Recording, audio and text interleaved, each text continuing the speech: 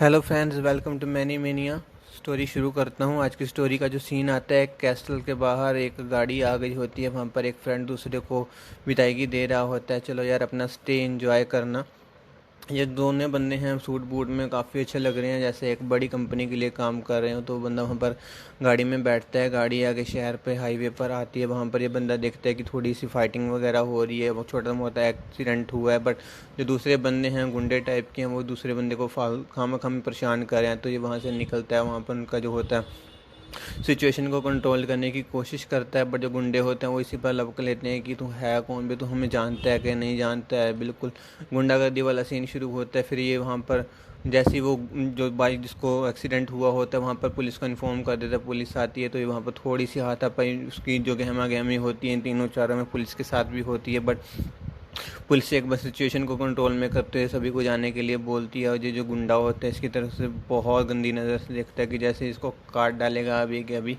फिर जो बंदा होता है आ जाता है, दोबारा अपनी गाड़ी में बैठता है, गाड़ी चलना शुरू हो जाती है। फिर जैसे ये गाड़ी उस टाउन के बाहर जाती है तो इस गाड़ी को ना दूसरी गाड़ियाँ जो होती हैं चेस करना शुरू कर देती हैं आस पास में। इसको पूरी तरह से एक तरह से जकड़ लिया जाता है कि अब भाग कर दिखाए। फिर उसकी टक्करें शुरू हो जाती है, कभी इधर से गाड़ी टक्कर मारती है गाड़ी को तो कभी दूसरी तरह से, जिसकी वजह से इसका जो ड्राइवर होता है काफ़ी ज़्यादा डर जाता है और अपना जो कंट्रोल होता है गाड़ी पर से वो खोने लगता है अंदर से डरा हुआ होने के कारण। फिर इसको एक जोरदार टक्कर बजती है जिसकी जो है इनकी गाड़ी एक पेड़ से जाकर टकरा जाती है नीचे जाते हुए। फिर ये आगे जो होता है ड्राइवर को वहाँ पर चोट लग जाती है। और जो अगला सीन होता है कि ये बंदा जो है पैसेंजर बैठा हुआ था वो भी एक चेयर में बंधा हुआ है।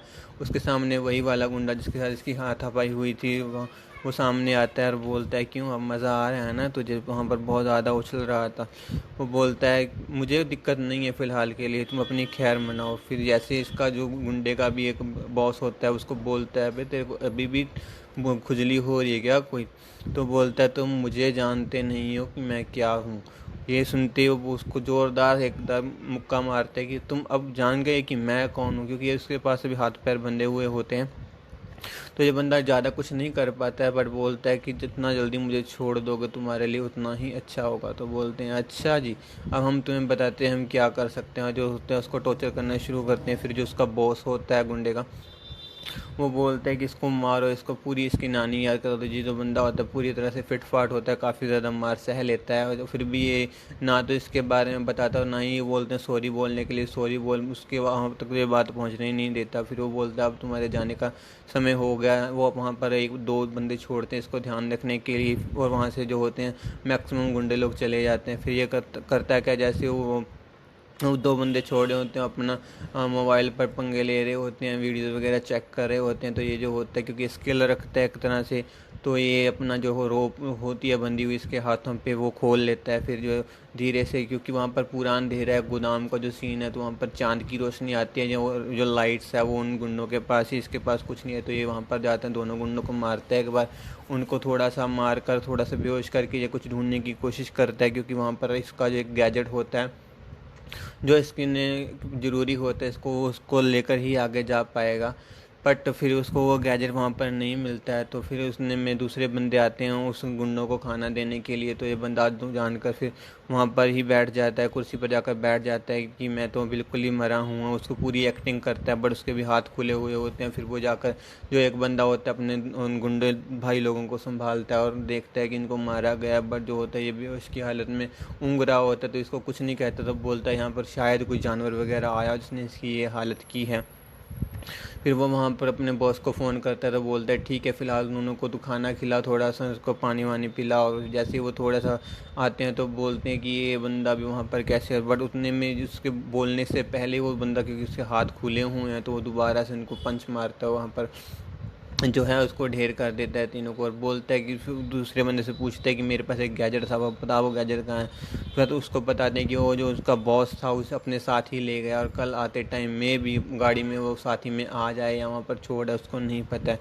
तो वो अपना सर खुजलाता है कि बहुत ज़्यादा प्रॉब्लम हो जाएगी ऐसे, तो ऐसे ही कहता है वो। फिर वो बोलता है कि चल मुझे दोबारा से बांध दे। फिर वो अपने आप को दोबारा से बंधवा लेता है। और जैसे ही सुबह का सीन आता है तो अपने जो गुंडे लोग होते हैं वो बॉस वहाँ पर आकर उनको हॉस्पिटल में भेजता है मेडिकेयर के लिए। फिर जैसे उसको भेजता है तो वो पूछता है फिर कि ये जो बंदा था ना किसी गैजेट के बारे में पूछ रहा था। जो तीसरा बंदा होता है खाना लेकर आता है उससे वो बताते कि ये गैजेट के बारे में पूछता है तो उसको गैजेट शो करता है।